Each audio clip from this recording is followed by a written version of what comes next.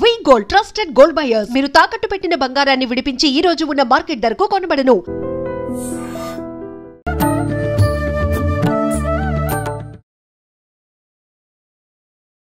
Welcome to I dream ధర్మ మార్గం with Vijitha కార్యక్రమానికి స్వాగతం.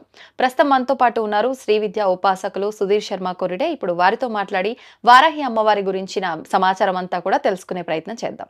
నమస్కారం అండి.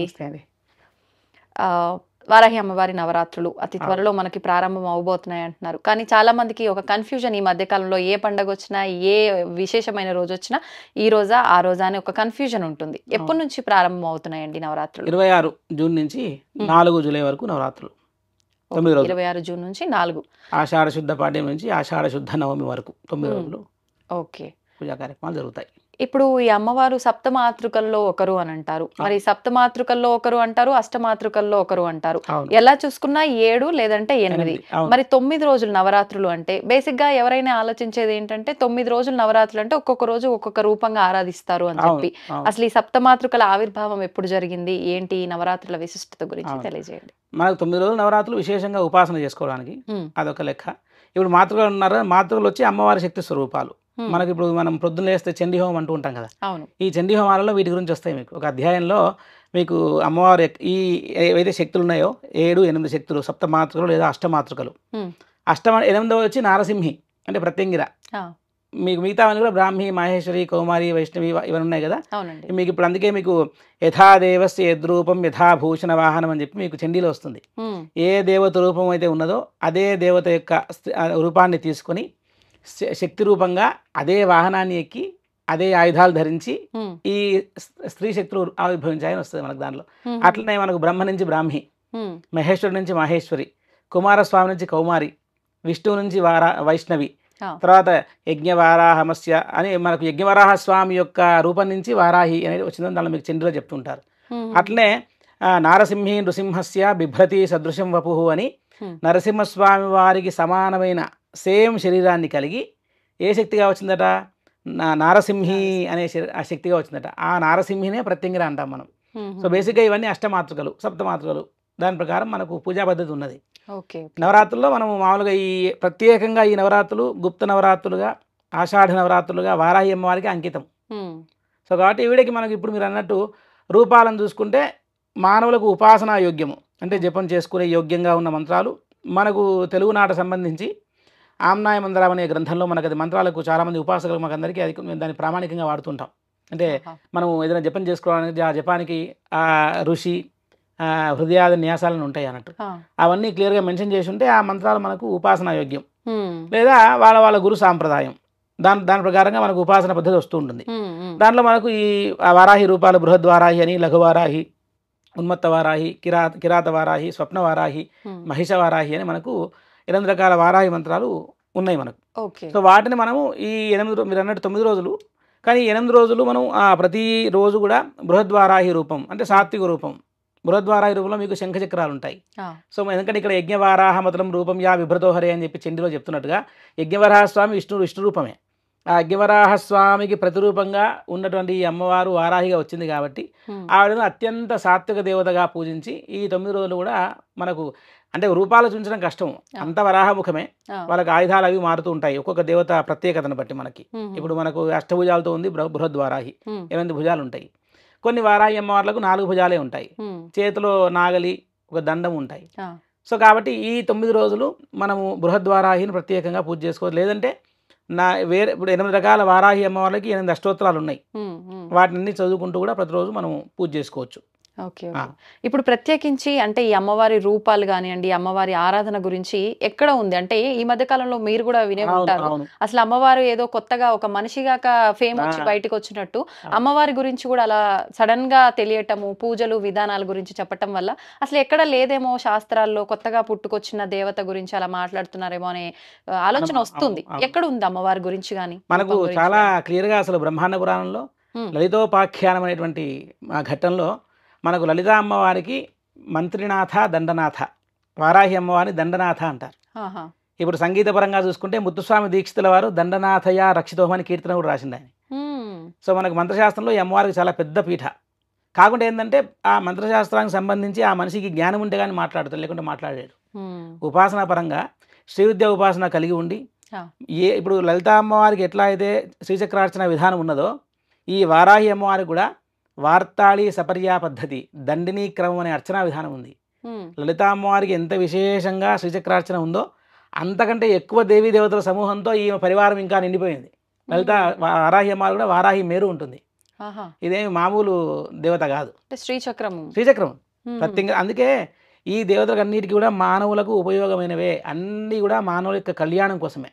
ఏ దేవతను ఏ మనిషి పూజించినా ఆ దేవత వాడికి ఆశీర్వదించి వాడి యొక్క ఉన్నతిని కలుగజేస్తుంది. వాడికి మనం ఎక్కడ వినము ఈ ఫలానా వ్యక్తి ఈ ఫలానా దేవతను బాగా పూజించాడండి అందుకోసం ఆ దేవత కోపానికి వచ్చిందండి అని వింటాం. ఎక్కడ ఏ మానవుడు ఏ దేవతను పూజించి నష్టపోయింది లేదు. కాకుంటే ఒక వ్యక్తి గైడెన్స్తో ముందుకెళ్ళాలి. మీరు అన్నట్టు ఇప్పుడు ఇదేమో కొత్తగా వచ్చిన ఫ్యాబ్రికేటెడ్ గాడెస్ కాదు, ఎవరో క్రియేట్ చేస్తే తయారు చేసిన బొమ్మనో బాబానో గురువో కాదు. మనకు ఇప్పుడు దేవీ మహాత్మ్యంలో వారాహి గురించి ఉంది. దానిలో ఎంత మంచి శ్లోకం ఉంది తెలుసా? గృహీతోగ్ర మహాచక్రే దంష్టోద్ధృత వసుంధరే వరాహ రూపిణి శివే నారాయణి నమోస్తే అనే శ్లోకం ఉంది. అది అందరూ పొద్దునేసి చదువుకోవచ్చు. దానివల్ల అన్ని రకాల భూమి సమస్యలు పోతాయి. కానీ అంటే మనం మామూలుగా అమ్మవారి విషయానికి వస్తే ఆలయాలు ఎక్కడ పడితే అక్కడ ఉండవు. ఇదొకటి దృష్టిలో పెట్టుకుని ఏమంటున్నారంటే అమ్మవారు ఉగ్ర రూపము. కాశీలో మనకి అమ్మవారి గురించి మనం ఎక్కువగా వింటూ ఉంటాం. అక్కడ అమ్మవారిని డైరెక్ట్ వెళ్ళి దర్శించుకోవడానికి అవకాశం ఉండదు, సమయం కూడా కొంత పరిమితి మాత్రమే ఉంటుంది. మరి మిగతా అమ్మవార్లకు ఇలా ఉండదు. అంటే నిజంగా ఈ అమ్మవారి ఆరాధన ఇదంతా అందరూ చేయకూడదేమో, ఉపాసన తీసుకున్న వాళ్ళు మాత్రమే చేయాలేమో, ఈ ధోరణి ఎక్కువైపోతుంది. వీటికి తగ్గట్టుగా ఇలా చూసేవి కూడా కొన్ని దానికి ఆధారంగా తీసుకోవాల్సి వస్తుంది. ఏం లేదు, ఇప్పుడు మీరు అన్నట్టు కాశీ ఒక్క విషయాన్ని తీసుకోవడం సరే. కాశీ అంటే అమ్మవారి క్షేత్రపాలిక అండి. కాశీ క్షేత్రాన్ని అమ్మవారు రక్షిస్తుంది. కాలభైరవుడు వారాహి వీళ్ళందరూ కూడా ఆ కాశీ నగరానికి వాళ్ళు ఆ మొత్తం దానికి వాళ్ళు రక్షణ కల్పిస్తూ ఉంటారు.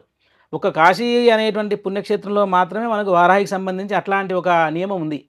మీరు వేరే చోట్ల చాలా ఆలయాలు, తంజావూరుకి వెళ్తే అక్కడ బృహద్వారాహి ఉన్నది, విశేషమైన వారాహి. అక్కడ మామూలుగా ఎప్పుడు పొద్దున సాయంకాలం ఓపెన్ ఉంటుంది.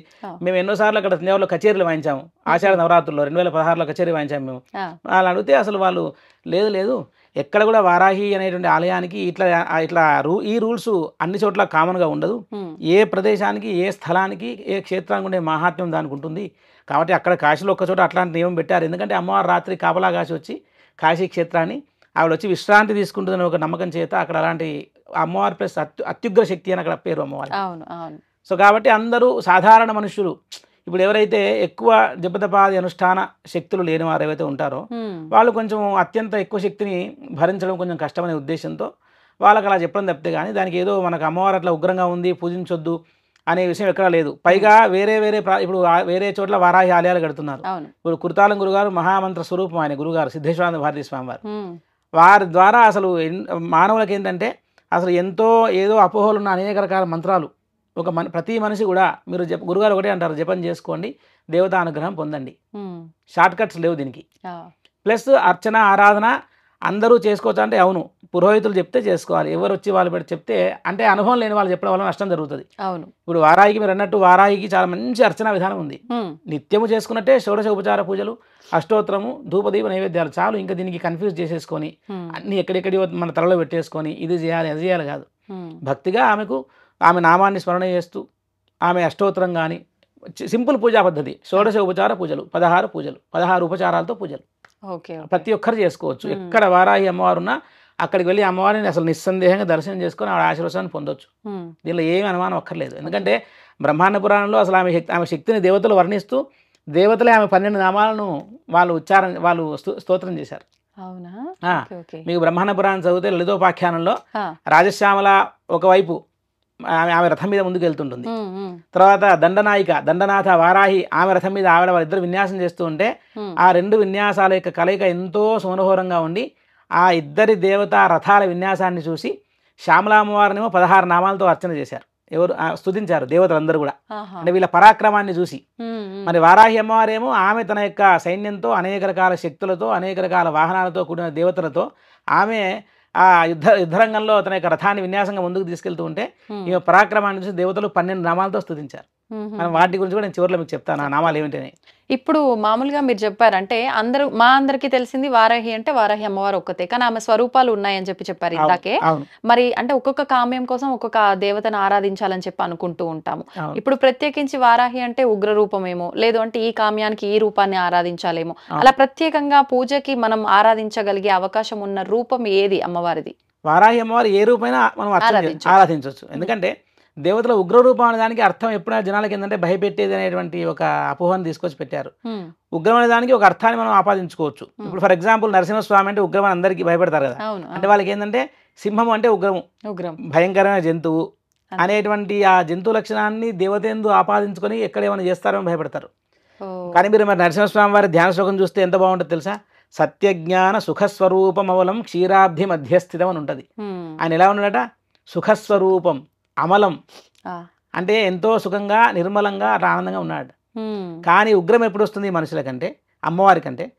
తన యొక్క భక్తులు ఎప్పుడైతే కష్టపడుతున్నారో వాళ్ళ కష్టాలను చూస్తే ఆవిడ తట్టుకోలేదు, ఓర్చుకోలేదు. కాబట్టి ఉగ్రం అంటే తొందరగా రెస్పాండ్ అయ్యే లక్షణం కలిగి ఉండడం ఉగ్రం అండి. అంతేగాని దేవతలు మీరు వెళ్ళి ఏమైనా గుడికి దండం పెట్టుకుంటే ఆవిడ కోపంగా వెళ్ళి ఉందండి నేను దండం పెట్టుకోవద్దు ఇప్పుడు అని చెప్పి ఆవిడ శపిస్తాను భయపడతారా? అయ్యో, ఈ మధ్య కొంతమంది చెప్పడం కూడా విన్నామండి సోషల్ మీడియాలో, వారాహి అమ్మవారు ఉగ్రరూపం కాబట్టి ఆమెను ఎవరన్నా ఆరాధించిండ్రు అంటే వాళ్ళు కూడా ఉగ్రమైన ఆలోచనలు ఎక్కువ వస్తాయి వాళ్ళలో కూడా అని చెప్పి చెప్పడం మొదలు పెట్టారు. అది అంత బేస్లెస్ అండి. ఎంతో ఇప్పుడు అట్లంటే మీకు మహాసిద్ధులు కుర్తాలం గురుగారు పరమ కాళీ ఆయన అపరకాళీ స్వరూపులు. మరి కాళీ అంటే ఎంత ఉగ్రం తెలుసు అందరికి. మరి అసలు వారి వాత్సల్యము వారి ప్రేమ అంటే ఎందుకు వారి పేరు చెప్తున్నా అంటే ఒక ఎగ్జాంపుల్, ఒక మహనీయుని తెలుసుకోవడం ఒక ఎగ్జాంపుల్. ఇప్పుడు చాలామందికి చిన్న కారపొడి ఇంత వేస్తేనే కారం తట్టుకోలేరు. కొంతమంది చాలా కారం తిని కూడా వారు చాలా తట్టుకునే శక్తి ఉంటుంది. అంటే సింప్లిఫైగా చెప్తున్నా మీకు, సాధారణ మనుషులకు అర్థం కావడానికి. అట్లా ఎక్కడ కూడా ఇప్పుడు మరి శ్రీవిద్య ఉపాసనలో మాకు బగలాముఖి, తర్వాత ఈ వారాహి, కాలభైరవుడు, మిగతా చాలా దేవతల మంత్రాలు మాకు నిత్యానుష్ఠానంలో ఉంటాయి. అది చేస్తే మేము కూడా ఉగ్రంగా అయిపోవడం అట్లాంటిది ఉండదు. మనకేంటంటే దేవతా అనుగ్రహం కలిగి మనిషి జపం చేయగా చేయగా చేయగా ఇంకా బ్యాలెన్స్ అయిపోతాడు. అంటే ఒక సమాధి స్థితికి వచ్చేస్తాడు. అంటే క్వైట్గా కామ్గా అయిపోయి అన్నిటినీ ఒక కళ్ళు మూసుకొని కూర్చొని ఒక విశదీకరించి అనలైజ్ చేసే సిచ్యువేషన్కి వస్తాడు. అదంతా అంటే సాత్విక ఆహారం తింటూ ఏ దేవతనైనా సాత్వికంగా ఉపాసన చేసుకోవచ్చు. మనం ఏమీ ఫిజికల్గా అర్పణ చేయలేము, మనం ఏమీ అసలు పండ్లు పూలు ఏమీ తేలేము, మరి ఏమి లేని పరిస్థితి ఉన్నప్పుడు మరి వాళ్ళు అమ్మవారికి ఏమి ఇష్టం అంటే స్తోత్ర ప్రియ స్తుతిమతి అని లలితా సహస్రనామాలు అమ్మవారి గురించి చెప్తారు. ఆమెకు స్తోత్రం ప్రేమగా పిలిస్తే అమ్మ పలుకుతుంది అనేటువంటి విషయం మనం చాలా భక్తుల విషయాలలో చాలామంది ఎవరైతే అమ్మవారిని ప్రేమగా పిలిస్తే వాడు ధనవంతుడా పేదవాడా భక్తి ఉందా లేదా కాదు, ప్రేమగా అమ్మ అని పిలిచారు, నామాన్ని స్మరించారు, అనుగ్రహం ఇస్తుంది. వేరే ఎట్లాంటి వాటికి తావు లేదు. కలికాలంలో ఏ దేవత అయినా సరే సమానమైన శక్తిని కలిగి మనుష్యుల యొక్క అన్ని కోరికలు తీర్చే లక్షణాన్ని కలిగి ఉంటారు. ఎక్కువ తక్కువ అనుకోవడం ఏంటంటే మనకు దసరా వస్తే మనం దుర్గామ్మవారినే ఆవిడే పరదేవత, ఆవిడే మహాశక్తి అని మనం పూజ చేస్తాం. ఎందుకంటే ఆవిడ మీద శ్రద్ధ కుదరడానికి. వారాహి వచ్చింది. వారాహి అంటే మనకు ఆషాఢ నవరాత్రులు ఇప్పుడు కొత్తగా వచ్చింది కాదు, ఎప్పటి నుంచో అనంతకాలం నుంచి ఉపాసకులు రహస్యంగా వాళ్ళ యొక్క ఉపాసన శక్తిని ఉపాసన పద్ధతిని వారు ఇంకా బాగా మెరుగుపరుచుకోవడానికి దేవి అనుగ్రహాన్ని పొందడానికి చేసే ఒక సాధన ఈ వారాహి నవరాత్రులు. ఇప్పుడు ఏంటంటే అమ్మవారు మరి దేవతలు వాళ్ళు ఇష్టం అండి, వాళ్ళు ఎప్పుడు ప్రకటన కావాలంటే అప్పుడే ప్రకటన అవుతారు. అంతే. మనకి తెలుగు నాట తక్కువ పరిచయం వారాహి. తమిళనాడు వెళ్ళండి, కర్ణాటక వెళ్ళండి, అక్కడ ఎక్కువగా పూజిస్తారు, బ్రహ్మాండంగా ఉంది వారాహి పద్ధతి, వారాహి అర్చన, వారాహి ఉపాసకులు. కేరళ వెళ్తే ఎంతో మంది వారాహి ఉపాసన చేసి తాంత్రికులు ఉన్నారు. అట్లా మనకు ఈ దేవతను ఏ రూపంలో ఉన్న దేవతనైనా సరే సంతోషంగా పూజ చేసుకోవచ్చు. ఓకే. మామూలుగా మనకు అంటే ఏ దేవి దేవతలకైనా కూడా ఒక జంతువు గాని పక్షి గాని వాహనంగా ఉంటుంది. అవును. అలా వారాహి అమ్మవారి వాహనం ఉందా ఏంటి? ఉంది. ఇప్పుడు మనకు బ్రహ్మాండ పురాణంలో మీకు లలితోపాఖ్యానంలో చెప్పా కదా, మనకు ఆ వారాహి అమ్మవారట ఒక జంతువుని ఎక్కి ఆవిడ వస్తున్నప్పుడు ఆ జంతువు ఏంటంటే సింహము. దాని పేరు వజ్రఘోషం. ఇప్పుడు అందరూ కింద మామూలుగా ఇన్స్టాగ్రామ్ లో కామెంట్స్ పెడుతుంటారు వజ్రఘోషం అని. అది ఏంటని చూస్తే అమ్మవారి యొక్క వాహనం పేరు వజ్రఘోషం. ఈ ప్రత్యేకమైన దేవత సింహవారాహి, సింహం మీద కూర్చున్న వారాహి. అపరాజిత అంటే సింహం అనేనా? వజ్రఘోషం అంటే మీకు ఇంకా భూమి ఆకాశం దద్దరిల్లిపోయేంత శబ్దం గర్జించేటువంటి శక్తి గలది అని అర్థం. వజ్రఘోషం అంటే పిడుగుపాటు శబ్దం అర్థం చేసుకోండి. వజ్రఘోషం అంటే పిడుగును వజ్రం అని కూడా అంటారు. సో మనకు అది పిడుగు పడితే ఎంత సౌండ్ వస్తుంది. అట్లా సింహ గర్జనతో భూమి ఆకాశం దద్దరిల్లిపోతాయట. అట్లాంటి సింహాన్ని ఎక్కి అమ్మవారు కవాత చేస్తుంది. దాని పేరే వజ్రఘోషం సింహవారాహికి. మిగతా మీకు మంత్ర భాగాలలో మహిష వారాహి అని ఉంది, కుక్కుట వారాహి అని ఉన్నది. సో ఇట్లా కొన్ని రూపాలకి ప్రత్యేకమైన మహిష వారాహి దున్నపోతు మీద ఎక్కి వచ్చే అమ్మవారుగా ఆవిడ ప్రసిద్ధి ఉన్నది. సింహం వచ్చి సింహవారాహి, బృహద్వారాహికి సింహం అనేటువంటిది ఆవిడ వాహనం. ఓకే, మీరు ఇందాక అన్నారు నేను ఆఖరిలో చెప్తాను అని చెప్పి, మంత్రం గాని నామం గాని ప్రత్యేకించి ఏ ఆరాధన చేసినా అది ఇంపార్టెంట్ ఖచ్చితంగా. ఈ అమ్మవారికి ప్రత్యేకించి ఏ మంత్రంతో ఆరాధించవచ్చు అంటారు? అమ్మవారికి బ్రహ్మాండ పురాణంలో లలితోపాఖ్యానంలో దేవీ దేవతలు ఈమె పరాక్రమాన్ని చూసి 12 నామాలు అంటే 12 నామాలు ఇచ్చారు. ఆ 12 నామాలు చెప్తారు చూడండి. ఎవరు ఇప్పుడు ప్రతిరోజు చాలాసేపు అష్టోత్తరం చేసుకోలేని వాళ్ళు, కొంచెం నోరు తిరక్క కరెక్ట్గా మామూలుగా సరిగ్గా ఉచ్చారణ చేయలేకపోయే శక్తి ఇబ్బంది ఉన్న వాళ్ళు వీటిని ఏ ఒక్క నామానైనా సరే 108 టైమ్స్ 108 సార్లు జపం చేసుకుంటే బ్రహ్మాండం చాలు.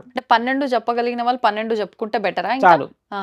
12 చెప్పగలిగిన వాళ్ళు 12 నామాలని 12 × 9 సార్లు చెప్తే 108 పేర్లు అయిపోతాయి. అట్లా కూడా చెప్పుకోవచ్చు. అంటే ఒక సులువు కోసం చెప్పడమే. లేదంటే అష్టోత్తర వారాహి అష్టోత్తరం ప్రత్యేకంగా ఉంది, వారాహి సహస్రనామం ఉంది, వారాహి కవచం ఉంది, వారాహి స్తోత్రం ఉంది, అన్నీ ఉన్నాయి. అంటే ఈ దేవతకు ఎంతో ఉపాసన మార్గం, ఎంతో ఉపాసన పద్ధతి ఉంటే తప్ప కానీ ఇవన్నీ ఉండవు. ఏదో నిన్నగాక మన వచ్చిందంటే కాదు. వారాహికి అసలు ఎంత విశేషమైన ఆవరణార్చన, ఒక్కొక్క ఆవరణం ఒక్కొక్క లేయర్కి ఒక్కొక్క తంతుకి ఆమెకు విశేషమైన అర్చనా పద్ధతి ఉన్నది వారాహికి చాలా. ఇప్పుడు ఆ 12 నామాలు చూద్దాం మనం. ఫస్ట్ మొట్టమొదటి పేరు అమ్మవారి పేరు పంచమి. పంచమి తిథి పేరు కదా ఇది, కానీ మీకు సప్తమాతృకల్లో 5వది కాబట్టి పంచమి. ఓకే. తర్వాత ఇంకొకటి అనుకోవచ్చు, పంచమి అంటే పంచభూతాలకి అధిపతి కాబట్టి పంచమి అని కూడా అనుకోవచ్చు. పంచమి అని పేరు ఉంది కాబట్టి మరి ఏం చేసుకోవచ్చు చెప్పంటే పంచమ్యై నమః అని చేసుకోవచ్చు. రెండవది వచ్చి దండనాథ అంటే యుద్ధ సైన్యాధ్యక్షురాలు, దండాన్ని చేతిలో పట్టుకొని ఆ సైన్యాన్ని అంతా కూడా కమాండ్ చేసి ఆమె కంట్రోల్ చేసేటువంటి సామర్థ్యాన్ని కలది. దండనాథ అంటే క్రమశిక్షణలో పెట్టేటువంటి లక్షణం కలది అనుకోండి. స్కూల్ టీచర్ చేతిలో కర్ర పట్టుకుంటారు, అట్లనే అనుకోవచ్చు. దండనాథాయై నమః అనుకోవచ్చు. ఇది రెండవ పేరు. మూడవ పేరు వచ్చేసి సంకేతాయై నమః.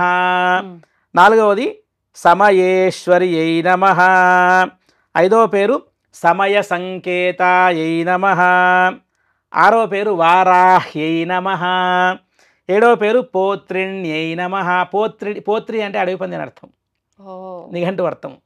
సో పోత్రిని అంటే అడవి పంది లాంటి ముఖాన్ని కలది అని అర్థం. పోత్రిణ్యై నమః అని చేసుకోవచ్చు.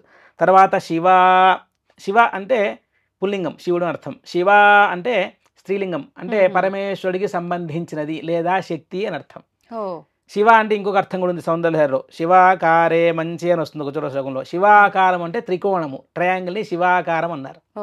అది శక్తి స్వరూపం, అమ్మవారి స్వరూపంగా శక్తి స్వరూపంగా తీసుకోవచ్చు. శివాయై నమః. తర్వాత వార్తాళ్యై నమః. వార్తాళి అనేది కూడా అమ్మవారికి ఇంకొక పేరు. తర్వాత మహాసేనాయై నమః. తర్వాత ఆజ్ఞాచక్రేశ్వర్యై నమః. తర్వాత అరిఘ్నై నమః. అరిఘ్నియై నమః. అరి అంటే శత్రువు, ఘ్న అంటే సంపునది, శత్రువుని హతమార్చినది అంటే అరిఘ్ని అని అర్థం. సో ఈ 12 నామాలు ఏ ఒక్క నామం వాళ్ళకి ఈజీగా ఉన్నా సరే ఓం పంచమ్యై నమః అని జపం చేసుకోవచ్చు. లేదు ఇంక కొంచెం మాకు ఇంకా చిన్న అడ్వాన్స్డ్ వెర్షన్ కావాలి అంటే లలిత మన వారాహి సహస్రనామంలో ఉండే ఒక నామం ఉంది, ఓం ఐం గ్లౌం వారాహ్యై నమః. ఈ నామాన్ని ఐం గ్లౌం వారాహ్యై నమః అని చేసుకోవచ్చు. గ్లౌం అనేటువంటిది వారాహి బీజము. ఎట్లయితే చెట్టు విత్తనంలో మన విత్తనంలో చెట్టు దాగి ఉంటుందో అట్లా ఈ బీజం అంటే విత్తనం తెలుసు కదా, సీడ్ అంటే ఓం శ్రీం క్రీం ఇట్లా ఈ టైప్ లో అది బీజం. అవన్నీ బీజాలే. ఇప్పుడు శ్రీం హ్రీం క్లీం అన్ని కూడా బీజాక్షరాలే. దేవతా తత్వం దాంట్లో ఉంటుంది. ఇప్పుడు ఎంతో పెద్ద మర్రి చెట్టు ఇంత చిన్న గింజలో ఉంటుంది. మీరు దాన్ని కట్ చేసి చూపించండి అంటే మీకు కనిపిస్తుంది కదా. దాన్ని కొంచెం సాధన చేయాలి, మంచి మెటలు పాతాలి, అది మొలకెత్తాలి, దానికి నీళ్ళు వేయాలి, దాన్ని కాపాడితే అప్పుడు మహావృక్షం అవుతుంది. అట్లా అని చెప్పి కట్ చేసి చూస్తే ఏం కనిపిస్తుంది మీకు, అంటే ఒక ప్రాసెస్, అది వృధా అంతే. కాబట్టి ఈ దేవత వారాహి బీజం కూడా గ్లౌమ్ అనేది బీజం. ఈ గ్లౌమ్ అనే మంత్రాన్ని మనం ఎప్పుడూ కూడా కంటిన్యూస్ గా మనసులో అనుకుంటూ ఉన్నా కానీ మీకు అమ్మవారి యొక్క అనుగ్రహం కలుగుతుంది. ఓన్లీ గ్లౌమ్ చాలు, గ్లౌమ్ దాన్ని కరెక్ట్ గా పలకాలి. అదే ప్రాబ్లం, ఎందుకంటే అందరూ చేసుకోవచ్చు, ఎవరికి ఏమి అడ్డు ఆపేం లేదు. కాకుంటే ఒక ప్రాపర్ గైడెన్స్ తో ఎక్కడ శ్లోకాన్ని కానీ స్తోత్రాన్ని కానీ ఎక్కడ ఆపాలి, ఎక్కడ ఆ పదాన్ని విడగొట్టాలి, ఎక్కడ కలపాలి తెలుసుకోవాలి. కానీ ఇప్పుడు బీజాక్షర మంత్రం గనక మనకు చేరింది అని అంటే ఖచ్చితంగా గురువు ద్వారానే తీసుకోవాలి కదా. ఇప్పుడు ఇది చేయాలంటే గురువు ద్వారా మామూలుగా నామాల్లో ఒకటి ఓం ఐం హ్రీం శ్రీం శ్రీమాత్రే నమః అన్నట్టుగానే ఇది మామూలుగా ఓం ఐం గ్లోం వారాహి నమః అని అన్ని నామాలకు కూడా కలిపి చెప్తూ ఉంటారు. ఈ ఐం గ్లోం అనేటువంటిది ఈ ప్రిఫిక్స్, ఈ ముందు ఏవైతే బీజాక్షరాలు ఉన్నాయో మనకు వారాహి సహస్రనామాల్లో అన్ని నామాలకు ముందుగా కలిపి చెప్పుకోవచ్చు. దీనికి ఏమి ఇబ్బంది లేదు, చేసుకోవచ్చు. ఓకే, ఇప్పుడు ఇది పర్టికులర్ గా ఈ వారాహి నవరాత్రులు 9 రోజులే చేసుకోవాలా, లేదు అంటే నిత్యం కూడా చేసుకోవచ్చు అంటే? ఏ దేవత అయినా సరే నిత్య ఉపాస్య దేవతలు వీళ్ళందరూ కూడా పొద్దున్న లేస్తే ఏదో ఇది ఎండాకాలం వానకాలం లాగా కాదు. మనకు మానవుడు తన యొక్క ఉన్నతి కోసం, ఓన్లీ తన వెల్ఫేర్ కోసం చేయగలిగే ఒకటి పూజ. ఓకే, అది చేయనాడు మనం ఆలోచన చేయాల్సి వస్తుంది. చేసినాడు మనకు ఎంతో పెద్ద కష్టం కూడా ఇంత చిన్నదాంతో వెళ్ళిపోతుంది. కాబట్టి ఏ దేవత అయినా సరేనండి ప్రతి నిత్యము ఉపాసన చేసుకోవచ్చు, ప్రతిరోజు అనుష్ఠానం చేసుకోవచ్చు. దానికి ఏమి నియమం లేదు. పొద్దున స్నానం చేసి పూజ చేసుకుని బయటికి వెళ్ళిపోయారంటే ఇంకా తర్వాత మీ లైఫ్ స్టైల్ మీదే. అన్ని మిక్స్ చేసుకోవద్దు. ఇది తినొచ్చా, అది తాగొచ్చా, ఇది చేయొచ్చా, అది చేయొచ్చా. ఫస్ట్ పొద్దున్నలోగానే స్నానం చేసి శుభ్రంగా ఉన్నప్పుడే పూజ చేసుకుని బయటికి వెళ్ళిపోవడమే. అక్కడ నీకు స్వామివారి దగ్గర అటెండెన్స్ పడ్డది చాలు. ఇంకా తర్వాత ఆ రోజంతా దీనికే లింకప్ చేసుకొని నేను ఇది చేస్తే అదవుతుందా, అది చేస్తే వారి నిత్యము చేసేటువంటి లైఫ్ స్టైల్ వాళ్ళ దాంతో ముందుకెళ్ళిపోవడమే.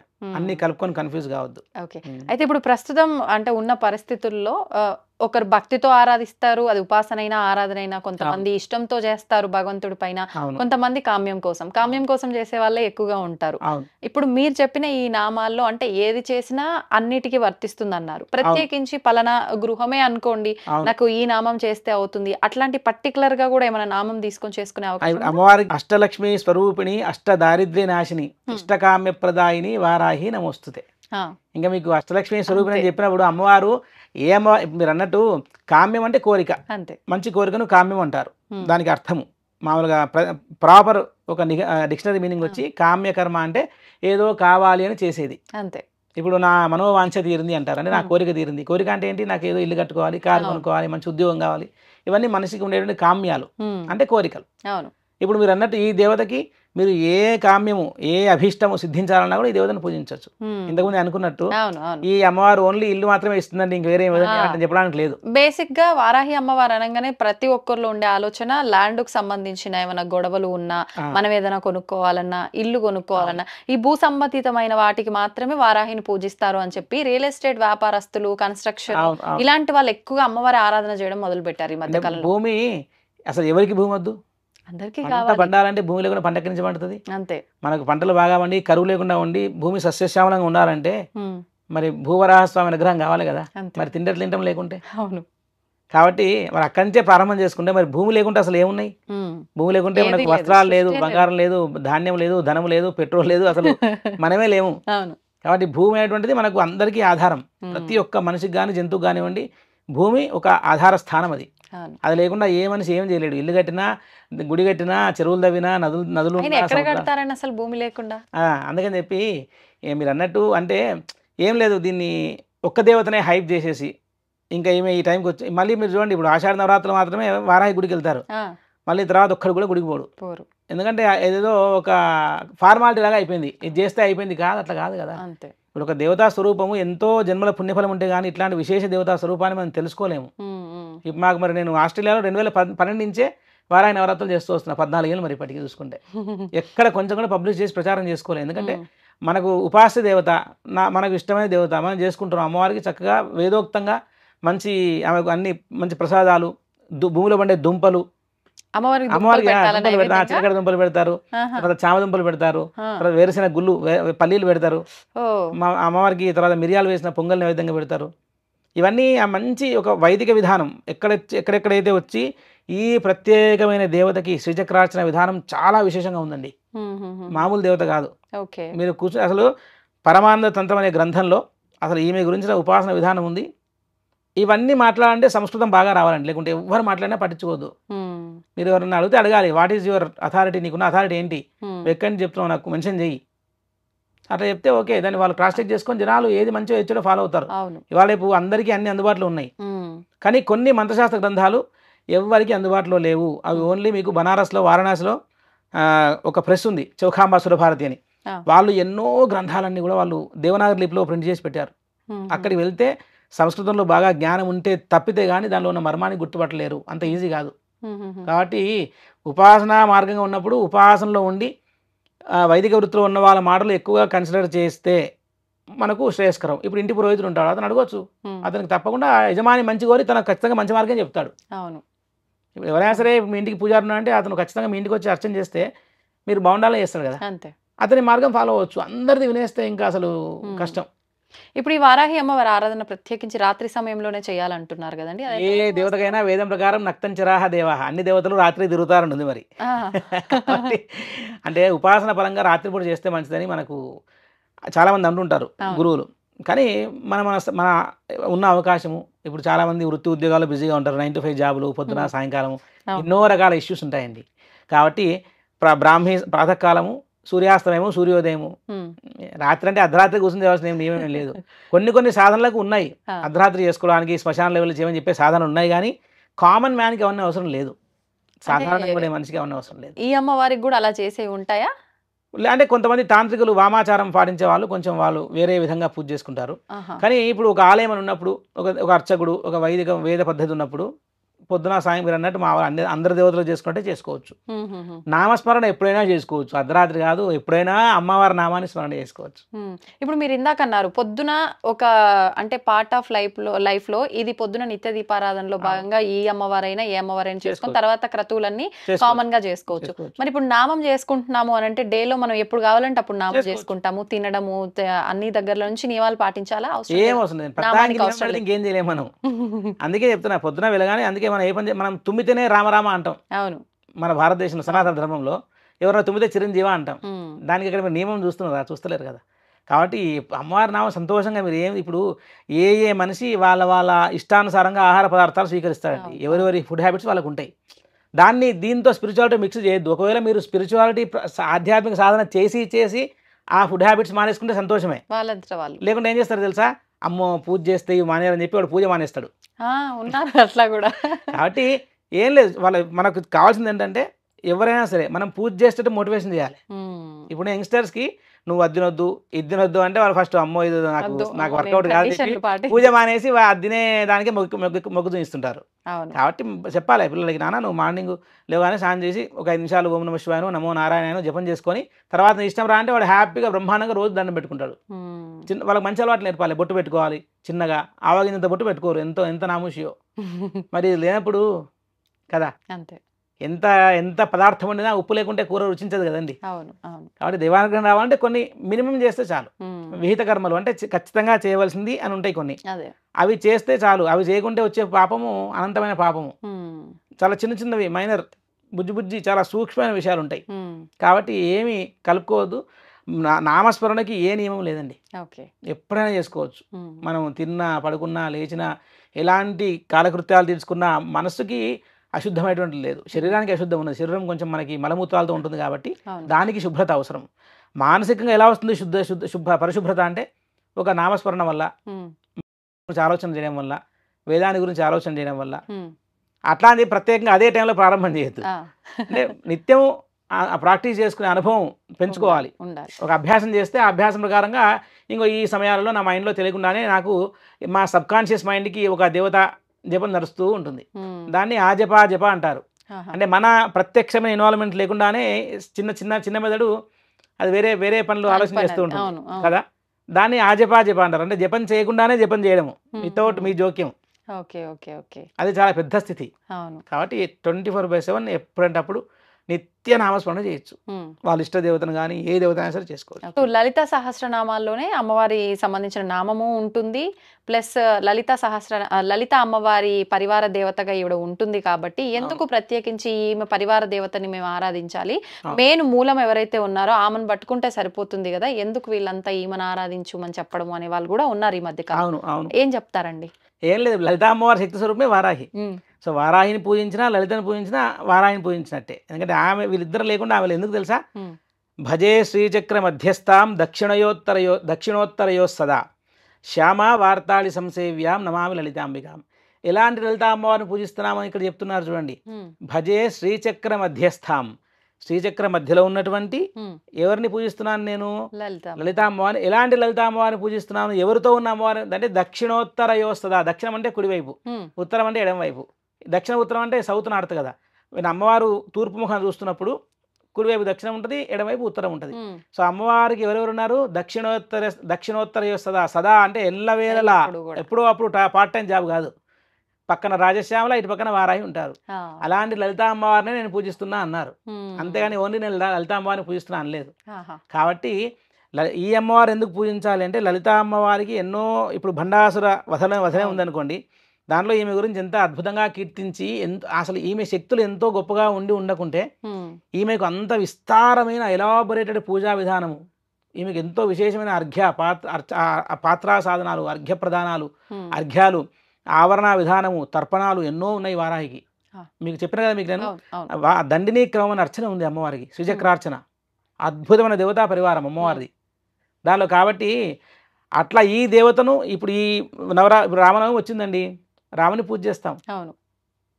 అదెందుకంటే విష్ణు ఉన్నాడు కదా, రాముని ఎందుకు పూజ చేస్తున్నారంటే రామావతారం ఇచ్చేటువంటి సందేశం రామావతారం ఇచ్చింది, ఆదర్శ పురుషుడు కాబట్టి రాముని పూజించుకుంటున్నాము. ఆయనే విష్ణు అవతారమే కదా. అదేవిధంగా లలితామ్మవారి స్వరూపమే వారాహి కాబట్టి ఆమె స్వరూపం యొక్క విశేషాన్నే మనము వారాహి రూపంగా అర్చన చేస్తున్నాం. ఆమె ఆవిర్భవించిన సృష్టే, అందుకని చెప్పి వారాహిని పూజ చేసుకుంటున్నాము. మరి అట్లా అంటే అదేంటండి అట్లా అంటున్నారు, చాగంటి గారు గరికబడి గారు ప్రవచనాలు చెప్తున్నారు, మీరు చెప్తే ఎందుకు అండి అని అడిగితే ఎట్లుంటుంది? దేని ప్రత్యేకత దానికే ఉంది. కాబట్టి మనము ఎవరు అమ్మవారు మనకు మనస్సుకి మానవులకి శ్రేయస్సు చేస్తుంది, కళ్యాణం చేస్తుంది. అలాంటప్పుడు ఆమెకి ఎంతో విశేషంగా పూర్వ ఋషులు వాళ్ళు వీళ్ళు ఈ దేవత గురించి ఎంతో విశేషంగా చెప్పినప్పుడు ఈమె గురించి పూజ చేస్తే వచ్చే నష్టం ఏం లేదు, బ్రహ్మాండంగా చేసుకోవచ్చు. విశేషంగా మనకు నచ్చింది మనం తప్పులు లేకుండా ఏదైనా చేసుకోవడంలో ఎలాంటి తప్పు లేదు, సందేహం కూడా లేదు అందులో. ఇంకా అసలు ఒక రకంగా అడిగితే అసలు మీ ఇంట్లో మీరే పూజారి, ఇంకా 100 మంది 100 రకాలు చెప్పేసి వాళ్ళకు ఉండేటువంటి అథెంటిసిటీ ఏంటి, అసలు అధికారంగా ఎక్కడి నుంచి చెప్తున్నారు ఇవాళ రేపు, అది ఇబ్బంది, కొంచెం అందరికి నమ్మడం కష్టంగా ఉండొచ్చేమో. కాబట్టి ఏంటంటే వాళ్ళకు మనం ఎట్లయితే మన పిల్లల్ని మనం పుస్తకం చదివి పెంచాం కదండి, మీకు పిల్లలు అంటే మీ పిల్లలు మీరు పెంచుతారు, మీ పద్ధతి ప్రకారం పెంచుకుంటూ వస్తారు, పిల్లలు బాగుండాలని చూస్తారు. అంతేగాని లేదండి పక్కింటి వాళ్ళ పెంచుతున్నారని చెప్పి వాళ్ళ పుస్తకం తీసుకొచ్చి సిలబస్ తీసుకొని పెంచారు కదా. అట్లనే మన ఇంటి దేవత కూడా మన పిల్లలాగే అనుకోవాలి. మరి అంటే ఈజీ చేయడానికి, సులువు చేయడానికి. కాబట్టి మీ ఇంట్లో మీరే పూజారి, ఏడాదికి ఒక రోజు మీ ఇంటికి బ్రాహ్మణుడు అర్చన పూజ చేస్తే మీరు అతను చెప్పిన పద్ధతి ప్రకారం చక్కగా చేసుకుంటారు. అంతేగాని అనుమానం అనేదే లేదండి. దేవత యందు విశ్వాసాన్ని కలిగి మంచి శుభ్రంగా శుద్ధమైన మనసుతో అర్చన చేసుకొని ఓ నామాలు చదవాలి అంటే వినండి. చాలామంది రికార్డ్ చేసి పెట్టారు. ఇప్పుడు బాంబే సిస్టర్స్ అద్భుతంగా ఉచ్చారణ దోషాలు లేకుండా ఎంతో మెటిక్యులస్గా చదివి పెట్టారు. అలాంటివి వింటూ చేసుకోవచ్చు. ఏం దోషం ఉంది? ఏం దోషం లేదు. వారాహి అమ్మవారి ఫోటో ఇంట్లో ఉంచొచ్చా? అద్భుతంగా ఉంచుకోవచ్చు, తప్పలేదు. ఏ దేవత ఫోటో ఉంచుకోవచ్చు. అంటే చాలా మంది అదే మనం ఇందాకనే అనుకున్నాం కదా, వద్దు ఉగ్ర రూపము అని, లేకపోతే అలా వద్దు అని చెప్పి లలిత అమ్మవారిని పెట్టుకుంటే ఇంకా పరివార దేవతలుగా ఉన్నారు కాబట్టి అమ్మవారి ఫోటోనే పెట్టాలి. లలిత అమ్మవారితో పాటుగా శ్యామలాని వారాహిని కలిసిన ఫోటో పెట్టుకోవాలి, ఉత్తమం, అద్భుతంగా ఉంటుంది. ఉత్తమం అంటే ఇంకా అసలు అది కదా త్రిశక్త్యాత్మక 3 శక్తులు ఒక చోట. లలిత అమ్మవారి యొక్క శక్తులే వాళ్ళిద్దరు. ఇప్పుడు రాజశ్యామల అనే అమ్మవారు, ఆమె పేరు రాజమాతంగి అని పేరు ఆమెకి. ఆమెకు సంగీత నాయిక అని పేరు. ప్రత్యేకంగా విద్యార్థులు, చదువుకునే వాళ్ళు, ఆర్టిస్టులు, మ్యూజిషియన్స్ అందరూ కూడా ఇంకా ఆమెను ఎక్కువ పట్టుకోవాలి ఈమెకంటే అని అడిగితే. ఎందుకంటే ఆమెకు ఎక్కువ అట్లాంటి కళలు వాటి యందు ఆమె అనుగ్రహించే లక్ష్యం ఎక్కువ కలిగి ఉంటుంది. కాబట్టి అందుకే శ్యామ వార్తాలి, శ్యామల వారాహి కలిసిన లలిత అమ్మవారి ఫోటో ప్రతి ఒక్క మానవుడు ఇంట్లో ఏమీ సందేహం అనేదే లేకుండా పెట్టుకోవచ్చు. దానివల్ల ఎలాంటి నష్టం ఎవరికి జరగదు. సంతోషం అండి, చాలా మంచి విషయాలు తెలియజేశారు. నిజంగా అంటే ఒక్కొక్కరికి ఒక్కొక్క డౌట్ వచ్చేస్తుంది. ఒకరు చెప్పింది వినడం వల్ల ఇలా, ఇంకొకరు చెప్పింది వినడం వల్ల ఇలా అని చెప్పి మొత్తానికైతే ఒక క్లారిటీ వచ్చేసింది. బ్రహ్మాండంగా అందరూ వారాహి యందు విశేషమైన భక్తిని శ్రద్ధ నుంచి ఎక్కడ ఆలయం ఉన్నా వెళ్ళి, ఇంట్లో కుదరకుంటే ఆలయానికి వెళ్ళి ప్రదక్షిణాలు చేసుకొని అమ్మవారికి ఒక పక్కన కూర్చొని ఆమె నామాన్ని కొన్నిసార్లు జపం చేసుకొని వెళ్ళినా కూడా మంచిది. అంటే ఎంతో చేయాలని అనుకోవడం కరెక్ట్ కాదు. పాతకాలంలో తక్కువ తెలుసుకొని ఎక్కువ చేసేవాళ్ళు, ఇప్పుడు ఎక్కువ తెలుసుకొని ఏం చేయట్లేదు, అసలు చేయాలన్న ప్రయత్నం కూడా చేయట్లేదు. దాంట్లో ఇప్పుడు అందరూ మాలాంటి వచ్చి కూర్చొని అందరు తలవాటు చెప్పి వెళ్ళిపోతుంటారు. ఎవరిది వినాలి, ఎవరిది చేయాలి అనేటువంటిది చాలా పెద్ద సమస్య అయిపోయింది. కాబట్టి ప్రాపర్గా దేనికైనా సరే అండి, వేదాల్లో వాటిలో గ్రంథాల్లో మనకు ధర్మ గ్రంథాలు అన్నింటిలో కూడా ప్రతిదీ పూజా విధానం మంచిగా మనకు అసలు ఏ ఒక్క క్వశ్చన్ కూడా ఆన్సర్ ఇవ్వకుండా వదిలిపెట్టబడలేదు. కాకుండా దానికి తగ్గట్టు కరెక్ట్గా చెప్పేవాడు రావాలి. అంతే. అప్పుడు వాళ్ళకు జనాలకు బాగా ఓహో ఇతను చెప్పేది కరెక్ట్గా ఆథెంటిక్గా చెప్తున్నాడు, అధికారికంగా చెప్తున్నాడు అనేటువంటి విషయం అందరికీ తెలిసి ఇంకా బాగా ఆధ్యాత్మికతను ప్రాక్టీస్ చేస్తారు. కాబట్టి అందరూ నిస్సందేహంగా వారాహి నవరాత్రులు చేసుకోవచ్చు. ధన్యవాదాలండి. శ్రీమాత్రే నమః. శ్రీమాత్రే నమః. తవ్వుతూనే శివలింగం సరే దాన్ని అట్లా కప్పేసేయండి, చూపించదండి. Krishna is there.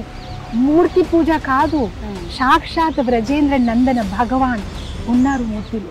ఏమీ ఆశించకుండా ఆరాధించే వాళ్ళు కూడా ఉన్నారా ప్రభుజీ? నిజమైన భక్తి అంటే మనకు తెలియదు కాబట్టి